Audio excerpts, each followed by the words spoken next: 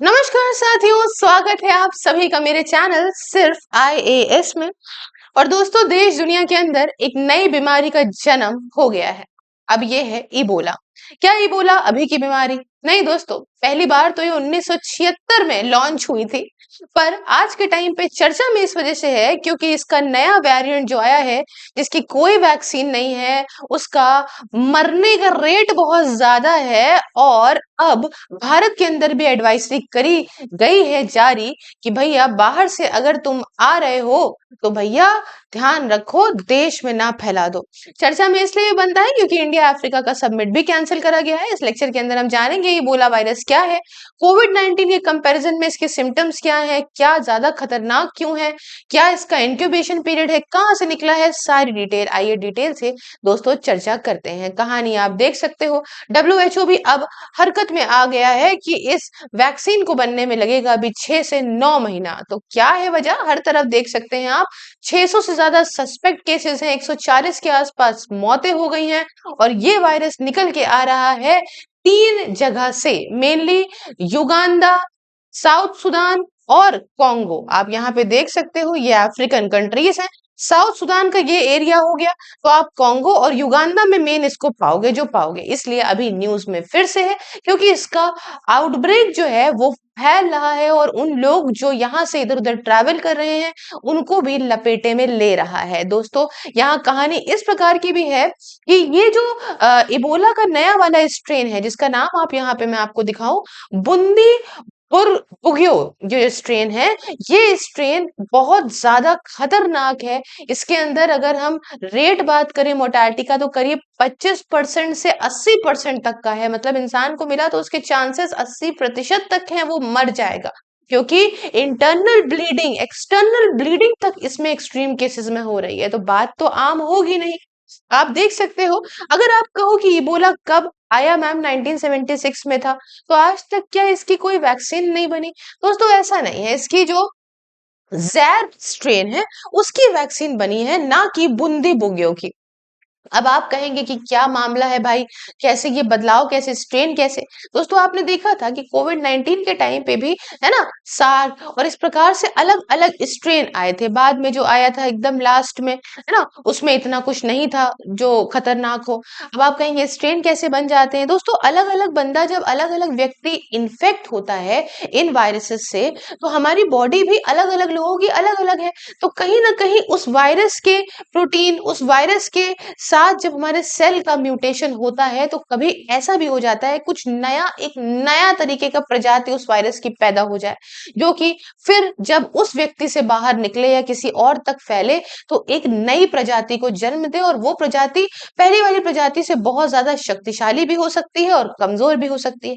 आसान शब्दों में मैंने आपको बताया, जैसे कोविड की पहली लेयर से ज्यादा दूसरा जो सेकेंड लेयर आई थी 2021 वाली, वो ज्यादा खतरनाक थी, है ना।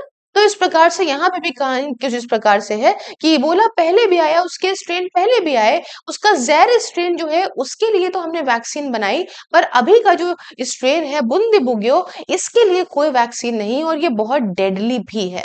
अब अगर मैं बताऊं तो अर्बन एरियाज के अंदर, जो कि जो कंट्रीज मैंने बताई, कॉन्गो की, युगांडा की, साउथ सुडान के आसपास का जो एरिया है, उन रीजन्स में ये काफी तेजी में फैला है और यहाँ पे महीनों लग जाएंगे। और हाँ, अच्छा, डब्ल्यूएचओ का क्या वार्न करना है, ये भी कहना है कि ये जो बीमारी है इसमें आप समझ लीजिए कि आप ये ऐसे ही दुनिया भर में कहीं भी फैल सकती है और अनडिटेक्टेड, क्योंकि इसके सिम्टम जब तक आएंगे तब तक आप क्या करोगे? इसका इंक्यूबेशन पीरियड करीब आपको मैं बताऊं 2 से 21 दिन का है। तो आप कैसे कर सकते हो? 3 4 5 दिन का मामला हो, कोई बात नहीं, ठीक है, सिम्टम आने लग गए, इंसान को समझ में आ गया। जब 15 16 दिन भी ये आपकी बॉडी में रह सकता है, तो आप पूरी दुनिया में कहीं भी घूम सकते हो। क्या हो जाएगा, मतलब आपको पता ही नहीं चलेगा। आइए कुछ चीजें आपको बताऊं कि इसके अंदर क्या मामला है। देखो, डब्ल्यूएचओ के हिसाब से अगर मैं आपको बताऊं तो ये फ्रूट बैट से भी ह्यूमन में पहुंचा है, एनिमल से भी पहुंचा है। मान लीजिए कोई एनिमल है, उसके अंदर भाई था, आपने उसको पका के खा लिया, या मरा एनिमल से पहुंच गया, या कुछ चीजें हो सकती हैं ब्लड के कांटेक्ट में आओ। अच्छा, मैं अभी आपको डिटेल से बताती हूँ कुछ चीजें, पहले आप बेसिक बातें समझ लो क्या है दोस्तों। इबोला का इतना डर इसलिए है क्योंकि इससे इंटरनल और एक्सटर्नल ब्लीडिंग होने के बड़े सारे चांसेस रहते हैं।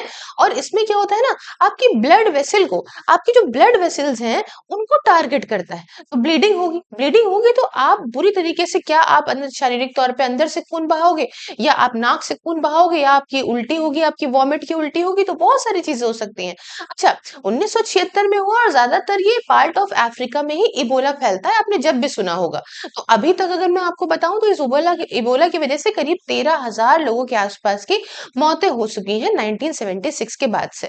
अभी प्रेजेंट की इस स्ट्रेन में 140 मौतों की बात, जो कि पूरी प्रॉपर रजिस्ट्रेशन में है, वो बताई जा रही। अच्छा, अगर आपको ये होता है तो इसके अंदर क्या होगा दोस्तों? देखिए, कोई भी बीमारी होती है तो फीवर इसलिए आता है क्योंकि आपकी बॉडी खुद ही चाहती है कि वो अपने हीट बढ़ा ले और कोई भी आया हुआ बाहर का पैथोजन उस हीट से मार दे। तो आपको हाई फीवर, भयानक तरीके की वीकनेस, वॉमिटिंग, डायरिया, नौसिया, ये जो बेसिक चीजें होती है जिसमें काम करना बंद कर देता है शरीर, कमजोर पड़ने लगता है, जैसे मसल पेन वगैरह, ये सब देखने को मिलेगा। लिवर और किडनी फंक्शन में भी इश्यूज मिलेंगे और इंटरनल और एक्सटर्नल ब्लीडिंग भी हो सकती है एक्सट्रीम केसेस में। अब आप कहेंगे मैम कोविड-19 में इतने लोगों की मौत हो गई, क्या ये इबोला वैसा ही है?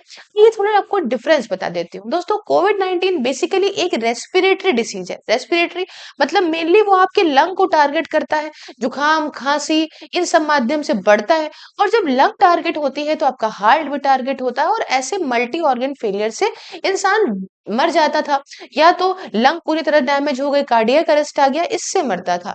वही जगह अगर हम बात करें कि फैलता कैसे है दोस्तों, तो इबोला जो है वो ऐसे नॉर्मल स्नीज करने से, जैसे हमने कोविड में देखा था कि इंसान ने खांसी कर दी या जुकाम हो गया या ऐसे करा, छू लिया, तो उससे भी काफी हद तक बात करने से फैलता था, बहुत चीजें थी। इबोला आपके किसी प्रकार से कोई लिक्विड तरीके से, मान लीजिए किसी इन्फेक्टेड व्यक्ति का ब्लड आपको चढ़ गया या ब्लड लग गया, ब्लड आपके मुंह में चला गया, या सलाइवा या सीमेन या उसका मतलब हर तरीके से, आप ये समझ रहे हो, बॉडी का fluid, vomit, sweat, urine, contaminated service, इन सब से फैलता है। तो इतनी आसानी से, बहुत तेजी कंटामिनेटेड नहीं होता, बट हाँ फैलता है। तो ये मैंने आपको बताया फ्लूइड से जरूर फैलता है।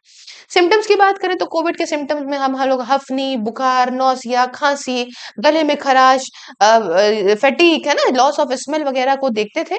मगर अगर हम बात करें इबोला में, तो आपको बहुत हाई फीवर आएगा, आप कमजोर पड़ोगे, बहुत वीकनेस होगी, मसल में बहुत पेन होगा, वॉमिटिंग, डायरिया हो जाएगा, पेट में दर्द होगा, और बहुत एक्सट्रीम केसेस में ब्लीडिंग, ब्रूसिंग, ये सब भी आपको होने लगेगी।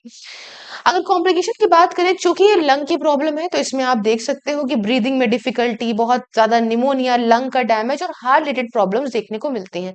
वही जगह अगर हम इबोला में बात करें, तो जैसे मैंने बताया, इसका एक्सट्रीम केस जो है वो इंटरनल ब्लीडिंग है। तो इंटरनल ब्लीडिंग, ऑर्गन का फेलियर, सीवियर डिहाइड्रेशन और मल्टी ऑर्गन डैमेज को ये जन्म देता है।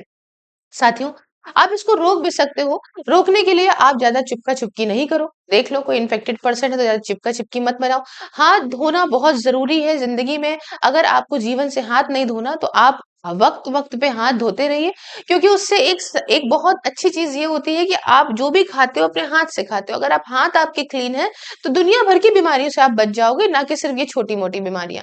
ठीक है, आप हाथ मिलाने की प्रक्रिया से ज्यादा हमारे भारत देश के अंदर जो नमस्कार करने की प्रक्रिया है उसको ले। साथ ही साथ देखें कोई जानवर जंतु है तो दूर रहे, और जो मांस खाएं वो मांस सोच समझ के खाएं।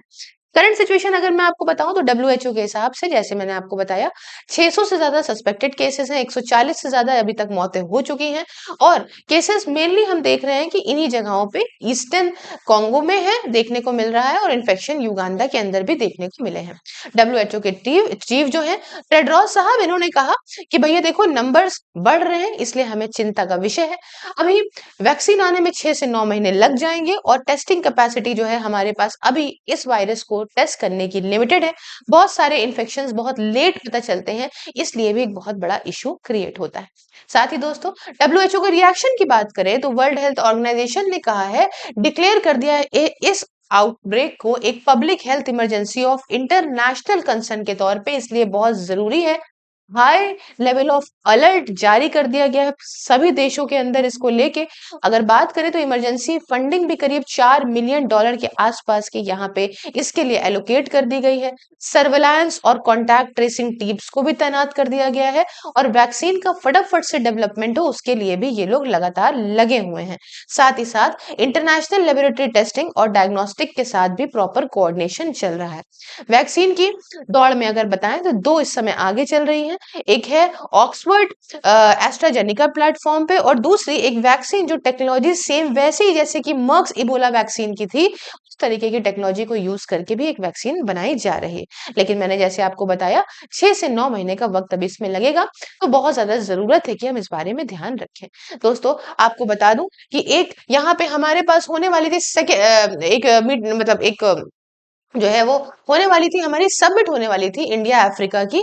उस सबमिट को भी कैंसिल कर दिया गया है जब से डब्ल्यूएचओ ने इसे इतने बड़े लेवल पे हेल्थ इमरजेंसी घोषित करा है। और सही भी है, वहां से पता चला डेलीगेशन पूरा आएगा, किसी को पता है किसी को नहीं पता उसके अंदर क्या है क्या नहीं, और भाई फैल गया तो बड़ी इश्यूज फैल जाएंगे। हालांकि देश के अंदर एयरपोर्ट स्क्रीनिंग जैसी चीजों का कदम उठाया जा रहा है, पर कहीं और से हो के कहीं और व्यक्ति आ जाएगा तो ऐसे में जो ये ऐसी वाली ट्रेसिंग करना भी मुश्किल है।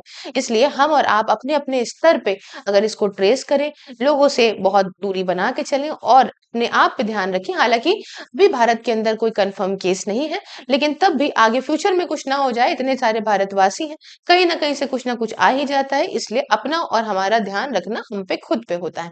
ट्रैवलर्स की मॉनिटरिंग हो रही है, आइसोलेशन और टेस्टिंग प्रॉपर करी जा रही है, लेकिन तब भी मैंने आपको बताया कि अपनी सेफ्टी अपने हाथ। आपकी क्या राय है कमेंट में बताइए दोस्तों। चैनल को सब्सक्राइब, क्यूआर को स्कैन करके चैनल को डोनेट कर सकते हैं।